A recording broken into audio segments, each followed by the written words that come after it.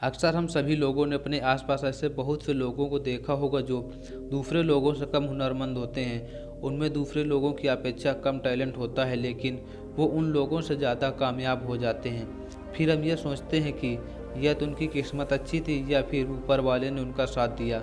इसके पीछे क्या कारण हो सकता है, ज़रा सोचिए। इन सभी के पीछे आलस होता है। कामयाब होने के लिए सिर्फ और सिर्फ हुनर नहीं चाहिए, इसके साथ साथ जोश और हिम्मत चाहिए। यदि तुम्हारे अंदर जोश और हिम्मत के स्थान पर आलस है तो आप कभी कामयाब नहीं हो सकते। आपके अंदर हुनर कितना भी क्यों न हो, वो किसी काम का नहीं होता। जैसे दीमक पेड़ को अंदर ही अंदर खोखला कर देती है, वैसे ही आलस आदमी को अंदर से खोखला बना देता है। वो चाहे बाहर से स्वस्थ कितना भी नजर आए, लेकिन आलस उस व्यक्ति को अंदर से खोखला कर देता है। आज की जो कहानी है, इससे ये पता चलेगा कि ज़्यादातर आलस किन कारणों की वजह से आता है। एक आलसी व्यक्ति बुद्ध से आकर कहता है कि हे बुद्ध, मैं अपने आप से बहुत ज़्यादा परेशान हूँ। मैं बहुत आलसी व्यक्ति हूँ, इसीलिए लोग हमको ताना देते रहते हैं। क्या आपके पास कोई ऐसा उपाय है जिससे मेरा आलस दूर हो सके? ये सुनकर बुद्ध कहते हैं कि तुम्हें कैसे पता कि तुम आलसी व्यक्ति हो? ये सुनकर व्यक्ति ने कहा कि सभी लोग हमेशा कहते रहते हैं कि तू बहुत आलसी आदमी है। यहाँ तक कि मेरे घर वाले भी हमसे ही कहते रहते हैं कि तू बहुत आलसी आदमी है, तुझसे कोई भी कार्य ठीक से नहीं होता, तू हर काम को टालता रहता है, और भी बहुत सारी बातें कहते रहते हैं। बुद्ध ने उस व्यक्ति से कहा कि ये तुम सिद्ध कर सकते हो कि तुम आलसी व्यक्ति हो? क्या कोई तुम्हारे पास कोई प्रमाण है कि तुम आलसी व्यक्ति हो? व्यक्ति बोला, मैं सुबह जल्दी नहीं उठ पाता हूँ और हर काम को टालता रहता हूँ। ये सुनकर बुद्ध बोले, हमें ये जानना जरूरी है कि आलस क्या है और ये इंसानों के शरीर में कैसे जन्म लेता है। यदि कोई व्यक्ति किसी काम को अपना पूरा ध्यान लगाकर नहीं कर पाता, उसके अंदर उस काम को लेकर जोश नहीं होता, कोई उत्साह नहीं होता, तो उसका कारण आलस होता है। आलस जो होता है वो जोश और उत्साह के विपरीत होता है। बुद्ध उस व्यक्ति से कहते हैं कि आलस दो प्रकार का होता है, एक शारीरिक स्तर पर, दूसरा मानसिक स्तर पर। बुद्ध उस व्यक्ति को सबसे पहले शारीरिक स्तर के आलस के बारे में समझाते हैं। बुद्ध अपने आश्रम के भिक्षुओं की तरफ इशारा करते हुए कहते हैं कि इनके उठने, बैठने, चलने तथा लेटने को देखो। इन भिक्षुओं के चलने में एक तालमेल होता है, एक लय होती है। जब ये बैठते हैं तो इनकी रीढ़ की हड्डी सीधी होती है और गर्दन थोड़ी उठी हुई होती है। जब ये लेटते हैं तो इनका शरीर एकदम शांत और स्थिर होता है। और जब एक आलसी व्यक्ति चलता है तो उसके कंधे झुके हुए होते हैं और थका थका चल रहा होता है। 70% आलस हमारे बैठने, लेटने तथा चलने से तय होता है। और यदि हम अपने चलने, बैठने तथा लेटने की आदत को सही कर लेते हैं तो हमारा 70% आलस खत्म हो जाता है। और यदि हम सही नींद नहीं लेते तो आलस आता है। अक्सर हमें पता ही नहीं होता कि हमको कितनी देर सोना चाहिए। यदि हम ज़्यादा नींद लेते हैं तो आलस आता है, और यदि हम कम नींद लेते हैं तो आलस आता ही है। ये सुनकर व्यक्ति बोला, बुद्ध, हमको कितनी देर सोना चाहिए? ये सुनकर बुद्ध बोले कि एक व्यक्ति को 6 से 8 घंटे की नींद लेनी चाहिए। यदि व्यक्ति ज़्यादा थका हुआ है तो उसे 8 घंटे की नींद, और यदि कम थका हुआ है तो 6 घंटे की नींद लेनी चाहिए। ये बात अवश्य याद रखें कि रात का समय सोने के लिए निर्धारित किया गया है। कुछ लोग दिन में ही सो जाते हैं, जिसके कारण वो आलस का शिकार हो जाते हैं। जो व्यक्ति सुबह जल्दी नहीं उठता तो वो भी धीरे धीरे आलस का शिकार हो जाते हैं। सुबह सूर्योदय से पहले सभी पेड़ पौधे, सभी पशु पक्षी भी जाग जाते हैं। हम पंछियों को देखकर समझ सकते हैं कि हम इंसानों का जागने का सही समय क्या है। यदि हम सूर्योदय से पहले उठते हैं तो हमारे शरीर में फुर्ती होगी, एक अलग सी ताजगी होगी, हमारे अंदर आलस का एहसास तक नहीं होगा। ये सुनकर व्यक्ति बोला, हे बुद्ध, मेरा काम ऐसा है कि मुझे रात को करना पड़ता है, इसलिए मैं सही समय पर सो नहीं पाता हूँ और न ही सुबह जल्दी उठ पाता हूँ। जो लोग रात को काम करते हैं वो सुबह जल्दी कैसे उठ सकते हैं? ये सुनकर बुद्ध थोड़ा सोचकर बोले, यदि कोई व्यक्ति रात को काम करता है तो उस व्यक्ति को पूरा मन लगाकर काम करना चाहिए।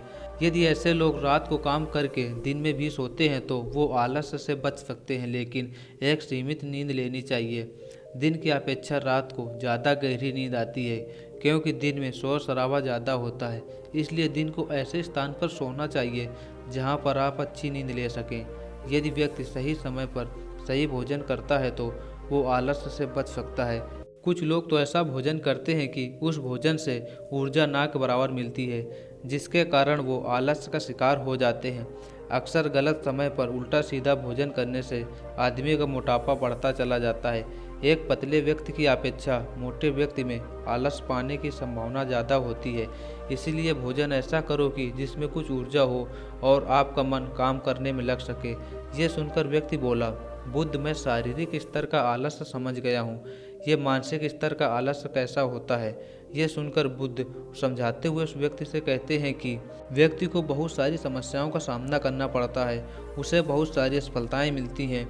जब उसे असफलताएं मिलती हैं तो उसका जोश और उत्साह धीरे धीरे खत्म होता चला जाता है। जब भी वो किसी नए काम को करता है तो अपने पिछले काम को याद करके उस काम को पूरे जोश और उत्साह के साथ नहीं कर पाता है और न ही उसका उस काम पर पूरा मन लगता है। इसी कारण से उसका ये भी काम पूरा नहीं हो पाता। वो पिछले काम के बारे में सोचता रहता है, जिसके कारण उसका मन इस काम में भी नहीं लगता। इसीलिए हमको जिस काम से असफलता मिलती है, हमको उससे कुछ सीखना चाहिए। हमको उस काम से कुछ अनुभव मिलता है जो हम अपने नए काम में उसका उपयोग कर सकते हैं। पिछले काम को यदि हम नकारात्मक नज़रिया के बजाय सकारात्मक नज़रिए से देखें तो हमारे अंदर आलस नहीं आएगा। यदि तुम्हारा लक्ष्य स्पष्ट नहीं है तो तुम्हारे अंदर आलस आना स्वाभाविक है। बुद्ध उस व्यक्ति से कहते हैं कि यदि तुम किसी जंगल में फंस जाते हो और तुम्हारे पास कुछ खाने पीने को नहीं है तो तुम क्या करोगे? बुद्ध से वह व्यक्ति कहता है, सबसे पहले मैं खाने पीने की व्यवस्था करूँगा। बुद्ध उस व्यक्ति से कहते हैं कि यदि फिर भी तुम्हें कुछ खाने पीने को नहीं मिलता तो तुम क्या करोगे? ये सुनकर बुद्ध से वह व्यक्ति बोला, जितनी जल्दी से जल्दी हो सकेगा मैं जंगल से बाहर निकलने की कोशिश करूँगा। ये सुनकर बुद्ध उस व्यक्ति से कहते हैं कि उस समय तुम्हारे अंदर आलस नहीं होगा, क्योंकि उस समय तुम्हारा लक्ष्य स्पष्ट है। यदि तुम्हें कुछ खाने को नहीं मिलेगा तो तुम मर जाओगे। इसीलिए यदि तुमको आलस को दूर रखना है तो सबसे पहले तुम अपना लक्ष्य स्पष्ट करो। जब तुम्हारा लक्ष्य स्पष्ट होगा तो तुम्हें आलस कभी नहीं आएगा। यदि तुम्हारा लक्ष्य स्पष्ट है तो कोई भी ताकत तुम्हें अपना लक्ष्य प्राप्त करने से नहीं रोक सकती। और इसी जगह यदि हमारे अंदर किसी काम को करने की कोई ठोस वजह नहीं होती तो हम उस काम को टालते रहते हैं, क्योंकि हमारे मन में ये बात समाई होती है कि इस काम को करने से कोई फ़ायदा नहीं होगा। इसीलिए वो उस काम को टालता रहता है। बहुत सारे लोग व्यायाम करने की कोई अहमियत ही नहीं समझते। वो सोचते हैं कि व्यायाम करने से क्या फ़ायदा। जो लोग दूरदर्शिता रखते हैं कि मैं आज व्यायाम नहीं करूँगा तो आने वाले कुछ समय बाद मेरा शरीर कितने रोगों से ग्रसित होगा, ऐसे व्यक्तियों के पास ठोस वजह भी होती है और स्पष्ट लक्ष्य भी होता है, जिस कारण से वो लोग व्यायाम करते रहते हैं। कुछ लोग आलसी नहीं होते, उनके आसपास के लोग या दोस्त आलसी होते हैं। तो आप भी आलसी हो जाएंगे, आपका मन भी काम करने से भागने लगेगा। आलस एक छुआछूत की बीमारी की तरह होता है। आप जितने आलसी लोगों के साथ रहेंगे आपका मन उतना ही आलसी होता चला जाएगा। बहुत से लोगों की आदत होती है कि किसी भी काम को टालते रहना, आज का काम कल पर, कल का काम परसों पर, और ये टालने की आदत धीरे धीरे हमारी आदत बन जाती है और हमको इसके बारे में पता भी नहीं चलता है और यही आदत हमारे आलस में बदल जाती है। इसीलिए किसी काम को कल पर मत टालो। बुद्ध उस व्यक्ति से कहते हैं कि हमें हर एक काम नया समझकर करना चाहिए, पूरे जोश और उत्साह के साथ करना चाहिए, जिससे तुम अपना काम पूरा मन लगाकर कर सको। बुद्ध उस व्यक्ति से कहते हैं कि याद रखना, यदि तुम्हारा लक्ष्य स्पष्ट है और ठोस वजह है तो दुनिया की कोई भी ताकत तुम्हें वो काम करने से नहीं रोक सकती। दोस्तों, यदि जीवन में किसी मुकाम तक पहुंचना है तो हमारे पास सिर्फ और सिर्फ आज ही का समय है। ये मत सोचो कि कल आएगा, कल कभी किसी का नहीं आता। ये मानकर चलिए कि तुम्हारे पास सिर्फ जीने के लिए आज ही का समय है। सिर्फ ये तुम्हें 24 घंटे मिले हैं। इन 24 घंटे में मैं क्या कर सकता हूँ, ये समझ लीजिए कि एक एक सेकेंड मिलकर 1 मिनट बनता है और एक एक मिनट मिलकर 1 घंटा और एक एक घंटा मिलकर 1 दिन बनता है। इसीलिए तुम एक भी सेकेंड को बर्बाद मत करो, क्योंकि एक एक सेकेंड तुम्हें तुम्हारे लक्ष्य के करीब ले जा सकता है और तुम्हें तुम्हारे लक्ष्य से दूर भी ले जा सकता है, क्योंकि जो समय बीत गया वो दोबारा लौटकर कभी नहीं आएगा। इसीलिए आलस्य छोड़ो और अपने लक्ष्य पर फोकस करो।